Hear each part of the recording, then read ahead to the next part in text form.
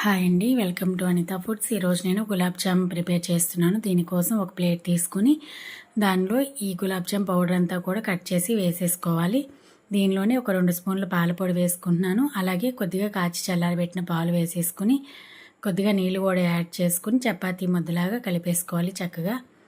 So ఇప్పుడు దీన్ని చిన్న చిన్న బాల్స్ లాగా చేసుకోవాలి. బాల్స్ చేసేటప్పుడు చేతికి ఖచ్చితంగా ఆయిల్ రాసుకుని బాల్స్ చేసుకోండి. అప్పుడైతే అవి పగిలిపోకుండా వస్తాయి. ఇప్పుడు ఒక గిన్నె తీసుకుని ఒక కప్పు పంచదార వేసుకుంటే 2 కప్పులు వాటర్ యాడ్ చేసుకుని స్టవ్ ఆన్ చేసి స్టవ్ మీద పెట్టేసుకుని షుగర్ సిరప్ రెడీ చేసుకోవాలి. ఇప్పుడు వేరే స్టవ్ ఆన్ చేసేసి కడాయి పెట్టుకుని డీప్ ఫ్రైకి సరిపడా ఆయిల్ వేసేసుకుని మీడియం ఫ్లేమ్లోనే ఆయిల్ మరగబెట్టుకోవాలి. అది కాగిన తర్వాత ఈ బాల్స్ అన్నీ కూడా ఇలాగ మీడియం ఫ్లేమ్లోనే గోల్డ్ కలర్ వచ్చేదాకా వేయించేసుకుని పక్కకి తీసి పెట్టుకోవాలి. సో ఇప్పుడు మన షుగర్ అంతా కరిగిపోయింది.